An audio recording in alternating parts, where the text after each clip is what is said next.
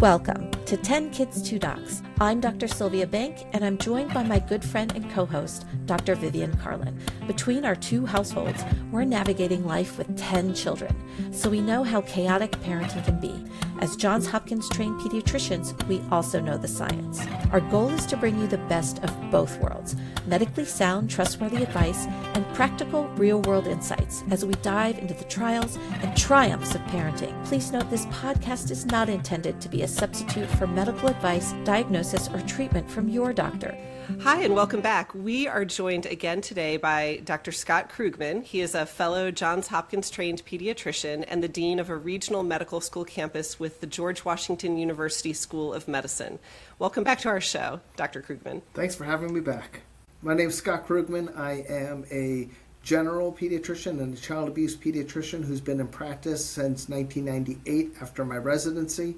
I have been doing inpatient, outpatient, nursery, some emergency pediatrics for most of my career, and spend some time doing child abuse consults in the hospitals that I work in. I've raised two boys who are now grown. I am a third generation pediatrician where I was raised both with an infectious disease grandfather, so I got every single vaccine often early and some before we were even licensed, and a child abuse pediatrician dad where I had stories of abused kids growing up at the dinner table. So that's kind of warped and just made me who I am today. Dr. Krugman, I would love for our listeners who are watching on YouTube, obviously you have this bandage on your forehead. Can you just tell us a little bit about that? Yeah, so a week ago I had a basal cell carcinoma removed by the dermatologist. Fortunately, they got it on the first thing, but then they had to sew me up nicely with the plastic surgeon to make a nice scar, and it has to be covered for the first week, and tomorrow I get my stitches out, and I would not look quite as annoying. But make sure you do your skin screening, especially if you grew up in Colorado in the 70s and 80s. Yes. Well, I'm glad they got it all. And yes, plug for skin cancer prevention living in South Texas. Oh my gosh, my kids hate sunscreen and the amount that I tell them to put it on all the time. So today we're going to focus on vitamin K. Let me make one thing very clear. Vitamin K is not a vaccine. It is not an immunization. It is a shot because it is actually vitamin K given as an injection in the newborn period. It doesn't contain preservatives or other things that we associate with vaccines. So it should be put in a very different category than when we're talking about vaccine preventable illness. Vitamin K was recommended by the American Academy of Pediatrics to be given as an injection to all newborns in 1961. So we've been doing this for over 60 years.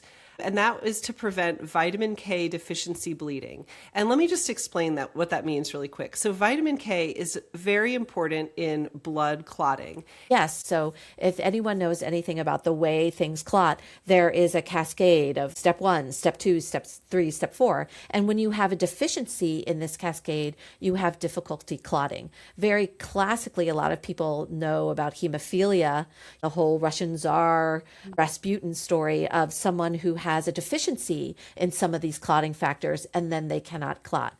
Vitamin K is important for several of these clotting factors to be converted into active form in order for the body to be able to form a clot and stop bleeding in the body when it first starts to occur. Yeah, so when you're born, you don't have any vitamin K because it didn't cross the placenta from mother to child, right? And then your body naturally starts to produce vitamin K around the 6th or 7th day of life. So I think it's really fascinating that thousands of years ago in the Levitical Code, the Israelites circumcised on the 8th day. And now whether we want to say that that was divine inspiration or whether it was trial and error where multiple babies had bleeding after circumcision, I think it's really interesting that there's that natural rise in vitamin K, and then it's still tradition now to circumcise on the 8th day, right? So we don't do that now because we give vitamin K at birth, and that risk of bleeding is completely taken away, and we can safely circumcise on that 1st, 2nd, 3rd day like we are accustomed to and doing in the US. But there are still hospitals, and I've heard pediatricians really question this too, that will not circumcise if vitamin K wasn't given in that first day of life, because there is a risk, even from that small incision, developing bleeding that is very difficult to stop. In a tiny baby that doesn't have a lot of blood to begin with, you don't want to be in that situation ever, where they are continuing to bleed and you're holding pressure and it's not stopping like it should because there is not vitamin K helping with the clotting. Yeah, and in addition, it's not like at day 8, suddenly you have full stores of vitamin K. It takes months for the vitamin K stores to quote unquote naturally develop in a baby, and it leaves them deficient in vitamin K and at risk for bleeding for months after birth, right? Yes, right. There is no reassurance that, oh, you made it through the first week and now it's fine. No, that vitamin K level is still not normal. And that's why we see that late bleeding from vitamin K deficiency even months out. So there's that continued risk of intracranial or inside the head bleeding like stroke. So in January 2026, the medical journal JAMA published a large study where they found that the portion of newborns in America whose parents declined the vitamin K shot rose from where it was about less than 3% of people used to refuse the vitamin K in 2017, and now over 5% of families in 2024 were refusing, and that's roughly a 77% increase in refusing the vitamin K shot right after birth in the newborn. I think we would also add that was in 2024, and anecdotally, we can all say that we've felt a shift in the increase in refusal now in 2026. Yeah. The past year has been very bad. This one is probably the most puzzling thing in the world to me, because if you are against vaccines, you're usually against unnatural things being injected into your body, right? The natural fallacy that anything natural is better. And vitamin K is a natural vitamin. It's just vitamin K. Like, it's the same thing, vitamin K, whether it's in the vitamin K shot, oral vitamin K in your spinach, or whatever else you're getting your vitamin K. It's the same vitamin K. So then you're against just injecting things, period, into kids. So when your child actually gets sick and they need IV antibiotics, we're injecting them actually right into your bloodstream, not into a muscle, right? So it really doesn't make a lot of sense. It's been the recommendation because when they figured out that a significant number of kids would have early bleeding or late bleeding, which is the more scary one, which is more likely to be the head bleeds, they determined that if you give them vitamin K at birth, they don't get those things. And pretty much it was universally done. I think that there's a lot of misunderstandings, but the first is that there's something synthetic or different about it, and that there isn't. It's just the vitamin K. If you look at the ingredient list, it's pretty much the vitamin K and a liquid solution and some stuff that it's in, right? That which your body has and it excretes anyway. The second is that it's really not that big of a deal. And again, there are things that aren't that frequent, but are so devastating that you want to prevent them. And having a perfectly healthy 1-month-old who has a full life potential in front of them come in with head bleeds and end up either with neurological devastation, cerebral palsy, death, all these things are possible, is something you probably don't want to have, right? Dr. Krugman, if you've seen it, can you describe that for us? I can only imagine how devastating that is. Yeah, again, the blood goes all around the brain, right? So there's layers between the skull and the brain where you're at risk for bleeding. So it's bleeding in the brain material itself, which is causing damage and causing lack of oxygen, and that's what causes long-term brain injury. And babies' brains are malleable, but you don't want your baby's brain surrounded by blood. It's just not a good thing at all, and the outcomes can be devastating, and it's just 100% preventable. And we don't have a vitamin K level test that we do in babies. We just know that vitamin K does not cross the placenta. There is no way for it to get into the baby, and there is not enough vitamin K in breast milk or formula to get the levels up to a point to protect them. And the reason it takes a while to get there is that vitamin K is needed to create the clotting enzymes that you need for your blood to clot.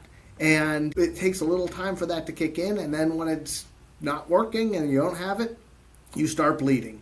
And a lot of people are familiar with their grandparents on Warfarin or Coumadin, what Coumadin's doing is it's blocking vitamin K. Like that's its job. So you're literally like giving your baby Coumadin. Yeah, let me give you something really interesting about vitamin K and bleeding. So warfarin has over decades had some medical purpose in preventing clotting, but it was originally developed as a rat poison. So I even remember being little knowing that rat poison had that skull and crossbones on it because it contained warfarin. And the way warfarin works is by blocking vitamin K in working in the clotting cascade so that effectively it kills rats because they have bleeding, right? This is a well-known way to interfere with your ability to clot blood. Mm-hmm. And you don't know if you're going to have your baby roll off a changing table, or you don't know if they're just going to spontaneously bleed, which they can do. Why would you want your child on an easy bleeding thing? Mm-hmm. And I just have to say, I'm a pediatrician mom, and my first child was a very active child. And there is risk of dropping your child or your child rolling off of something or squirming its way off of a changing table or couch and falling onto the floor. I mean, no one wants to drop their baby, but it is a huge risk if vitamin K is a given and some unforeseen accident happens. That is not a situation that I would want to be in, right? Yeah, you know what that makes me think of, Sylvia, is all of the links we go to make sure we have the safest car seat and that it's installed correctly and tightly. And I can also, when you talk about the risk of your infant just having a little bump, I can only imagine too, what is the risk of even just having a little fender bender? And if you don't have vitamin K, that's potentially even more important than having that safe 5-point harness car seat, right? Like you want to internally be protecting your baby from having any bleed or significant injury from even just a minor accident. No, that's such a good point. I also think too, as a pediatrician, when I talk to families and even friends who have had a home birth, this is the first thing on my list is, did they get vitamin K, right? Yeah. And I think a lot of doulas and home birth midwives, they bring vitamin K to the home and give the vitamin K after a home birth. Yes, because the risk is so well laid out and proven over decades and decades of time to be safe. And I want to make the point again, it is not the same as a vaccine or immunization. It is a completely separate thing. So it doesn't even make sense that it's now being lumped in as something that is being so highly questioned. So it's just a large amount of misinformation and fear-mongering that is causing parents to be more afraid of the prevention than the disease, which is, again, the underlying theme for all of these things is we aren't living with these things and parents are more scared of the prevention. So some families that instead of getting the vitamin K injection at birth, they want to opt to pursue oral vitamin K supplements for their baby or a maternal dietary change to increase vitamin K so then they can give it to their baby through their breast milk. Yeah, so there are a few countries in Europe that have oral vitamin K as an option for babies, and you can get it and give it to them.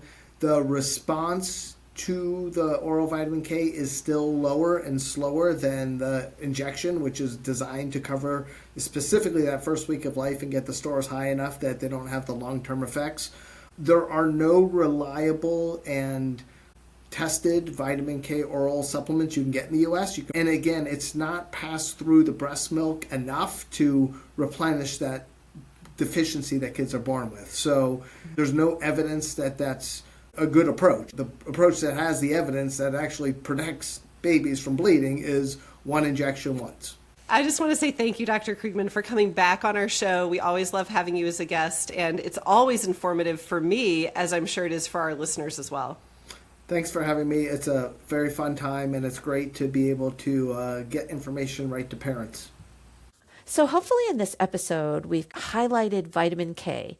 What is it? Why it's important, and why it's important that babies receive the vitamin K at birth to prevent short-term outcomes and long-term potentially negative outcomes. We as pediatricians advise that all babies receive vitamin K at birth and that there is no side effect or no risk in having this injection given at that time.